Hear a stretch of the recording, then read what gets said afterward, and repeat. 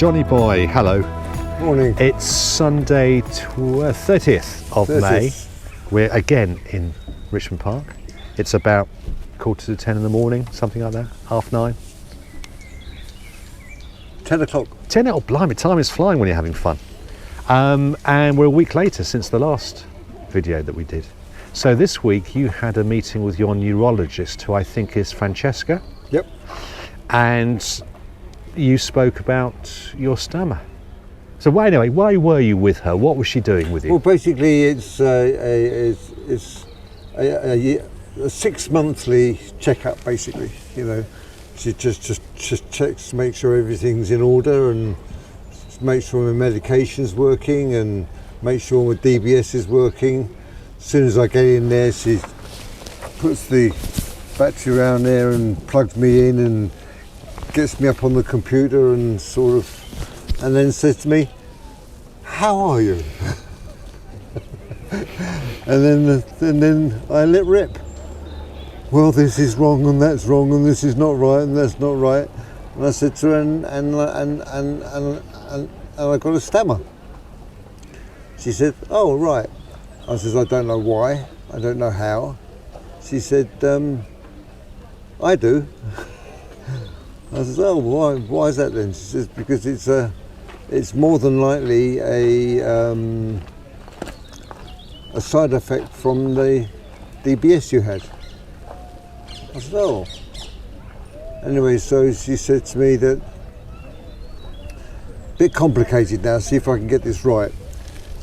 The two probes in your brain, the right hand side does the left hand side of the body, and the left hand side does the right hand side of the body. And my worst side is my right side, so that's my left hand side of the brain. And so she was saying that it's my right hand side of my brain, because it's the left hand side of my body that works the speech. Are we there? Yeah. So what she did is that she tuned me into the computer, and she said, "What we're going to do is we're going to reduce your settings on your left hand side." So that's the right hand side of the brain. So it was 1.8, and now she's put it down to 1.5.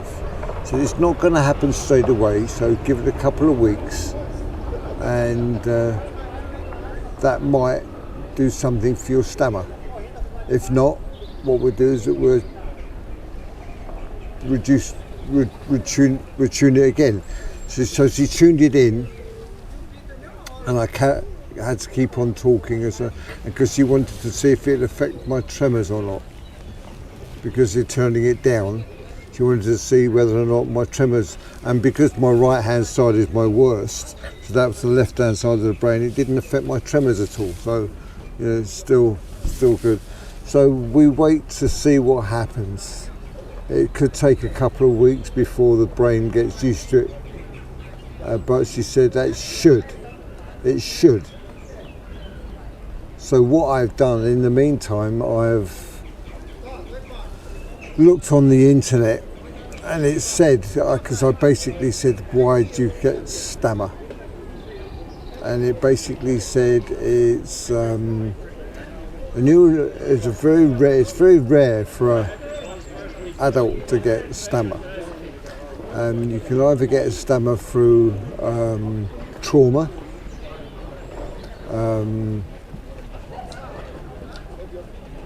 stress on the brain. So basically I had a trauma through the operation I had. I had stress on the brain through the accident I had. And then it said medication or psychological stress. So whether or not I was destined to have it, I really don't know. Because of the accident, I don't know whether or not it was the accident. But she's fairly confident that it's got to do with the operation I had on my brain. So it's just over 2 years ago. Yeah. When did the stammer start? About a year. Just before lockdown? Or during lockdown, do you think? Just before lockdown. And did you see Francesca, your neurologist, last year? You didn't see her because of lockdown. So you hadn't seen her for 12 months. No. I would have been last year because of the accident you had. It was last year. It would have been early last year. Yeah. Because we did. And I'm sort of putting two and two together. No, you're cool. This is fine. I'm just trying to get a timeline on it. Yeah. So we went think out and we did Malaysia in November 2019. You had your accident in November 2019. You came back. You're okay. And then you met Francesca early part of 2020. But at that stage, the stammer probably wasn't pronounced enough for it to be noticed. That's right. And therefore, having seen Francesca, you then found out you've got the stammer. How did that come about? How was it found? It just gradually come on. But who told you had this? Who gave you the label? I've got a stammer. Was it the GP, or which hospital? Yeah, I went to my GP because you've got to go through the protocol. So basically, I went to my GP and said that I'm really not happy the way things are going at the moment. So she made arrangements for me to have a voice therapist, and so now I still have my voice therapist, and she basically has put it down to stammer. Okay. So we're now where we are. Francesca on Tuesday tuned your DBS. So when are you due to see her again? There wasn't another one made. So basically 6 months. Yeah, she'll contact me. But they can control your DBS settings remotely. Yeah. So- If I have problems, I just phone up my nurse, Alison, and I tell her what my symptoms are, and Alison will say, right, we'll do it over the phone. So what she does is she logs on to the internet on this special computer and gets my settings, and just my little handpiece, I set it there, she sets it, Bob's your uncle. So if looking ahead over the next couple of months, it is possible that the tuning of the DBS done on Tuesday will start to... That's if it was... If it is the stammer. Yeah. If the stammer is caused by the DBS. So in 6 to 8 weeks' time and thereafter, we might start to see a lessening of the stammer. Yeah. Progressively, or not, depending on whether the DBS controls the stammer. Exactly.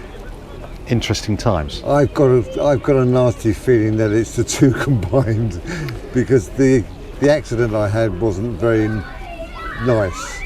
You were there, you saw it.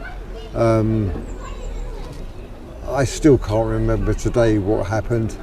I can't remember the trip to the ambulance. I can't remember having the accident. It's just all a blank. And this is what, a year later? Yeah, almost. Actually, it's 18 months later. Yeah. Yeah. So I can't remember when, where, how, or what. So We'll see. we'll see. Yeah, it's just finding the right thing that's happened to me. Yeah. Yeah. Okay. So you might say it's old age again.